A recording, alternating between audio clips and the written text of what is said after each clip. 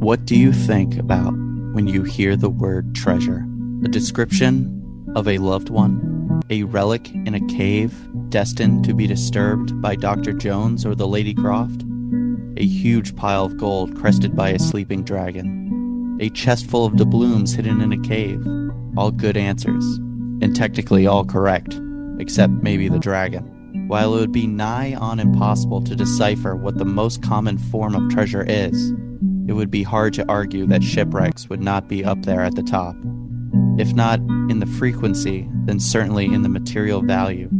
Cargo ships, royal transports, civilian and military vessels, all paint a rich silhouette on the horizon. Although military skirmishes and pirates are responsible for, I'm sure, a great number of wrecks at the bottom of the ocean, I am almost certain we can also attribute more than a few to Neptune, Poseidon, or whoever else you believe holds the influence over the seas themselves. I've compiled a list of some of the most valuable sunken treasures, some of which are still allegedly out there today. Number 1. Nostra Senora de las Mercedes. On the 5th of October, 1804, during the Battle of Cape Santa Maria, the Spanish frigate Nostra Senora de las Mercedes was sunk by the British. At the time, Spain and England were reportedly at peace, but as I'm sure we all know, the rules are sometimes different on the high seas. The Spanish flotilla was intercepted by a Royal Navy task force that demanded she turn around and go to the British port for inspection. The Mercedes, though severely outgunned and outnumbered, would not comply, as the captain was under the impression that they were at peace. Not complying with the demands resulted in the HMS Amphoin firing a single shot, which hit the Mercedes powder magazine, instantly vaporizing the ship and killing almost the entire 250-person crew. She was carrying around 14.5 tons of gold and silver coins, as all Spanish ships did at the time, the equivalent of 500 million in today's market. Number 2. The Blessing of Burntis Land. The Blessing of Burntis Land was a wooden ferry that would cross the dangerous Firth of Forth in Scotland. This ship sank during a storm on the 10th of July, 1633, carrying a large amount of royal treasure. Its treasure still remains unfound, and it was reportedly carrying a hefty 20 carts of jewels, along with 4 to 5 tons of gold and silver. The equivalent in US dollars today is estimated at 738 million. At the time, King Charles blamed the sinking of the ship on witches, who were ultimately put on trial and executed. Seriously. Number 3. The SS Central America. During a hurricane in September of 1857, the 280-foot steamer SS Central America, or more colloquially named the Ship of Gold, sank between Central America and the east coast of the United States. On a voyage from Panama to New York City, she was carrying 30,000 pounds of gold that had been prospected during the California Gold Rush.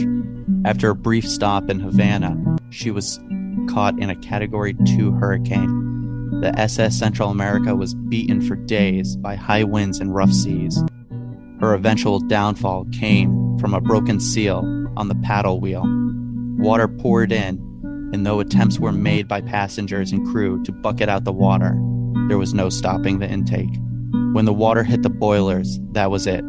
She was losing power to the bilge pumps, fundamentally dead in the water.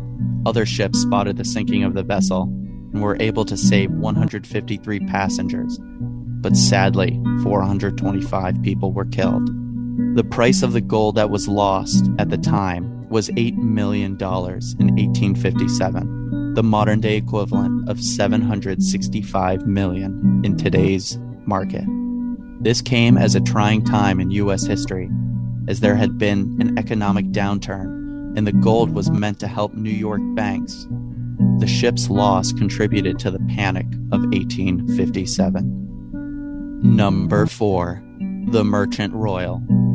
The Merchant Royal holds the record of being one of the most valuable wrecks of all time. The English merchant ship had spent 2 years in the West Indies, trading with Spanish colonies, amassing substantial wealth.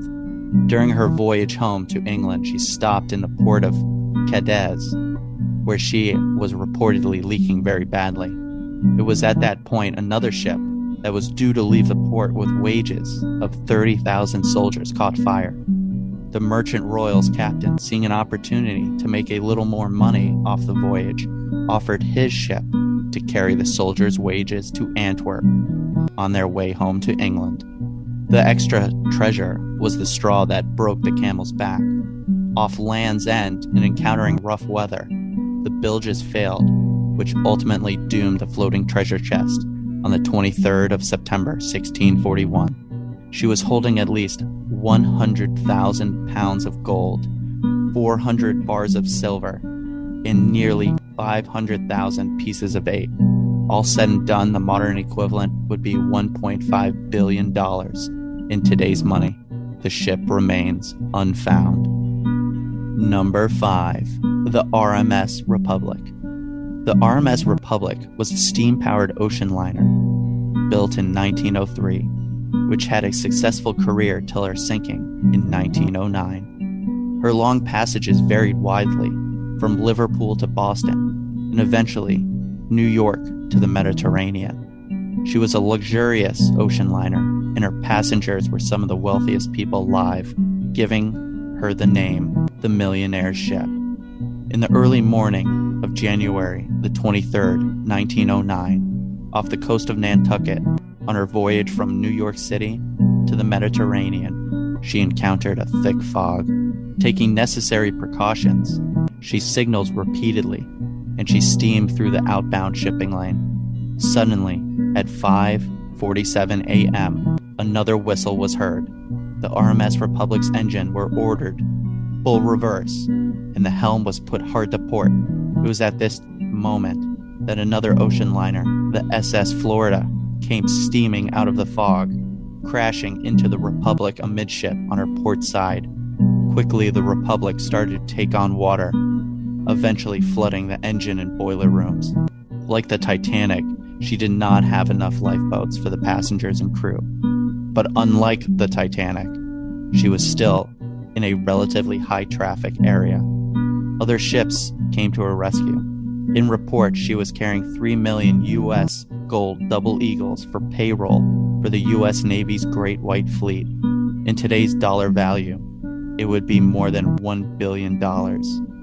She now lies 50 miles south of Nantucket at a depth of 270 feet.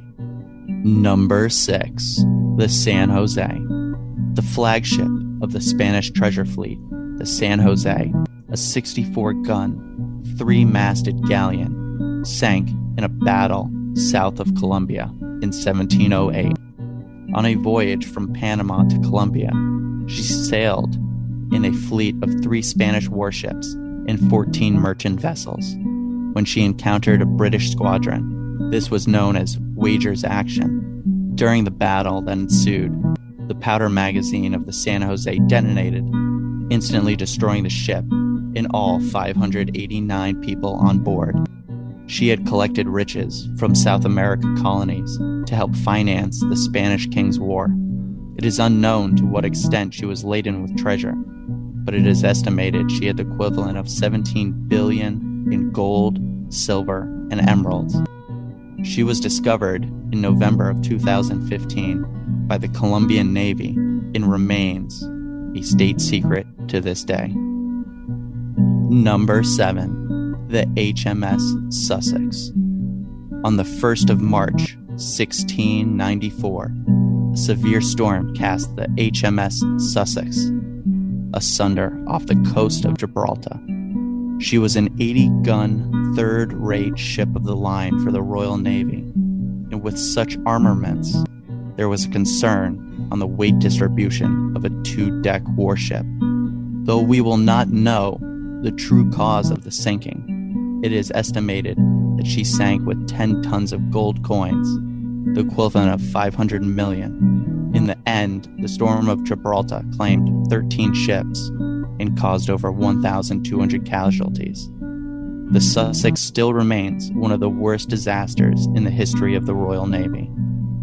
Earlier this year, the UN estimated that there were at least 3 million shipwrecks spread across the ocean floor.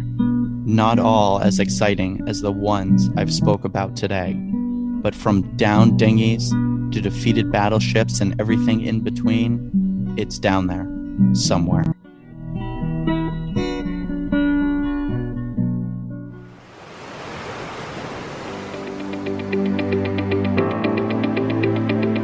Check back every Tuesday for our latest episode, and be sure to like, share and subscribe to Shipshape.pro.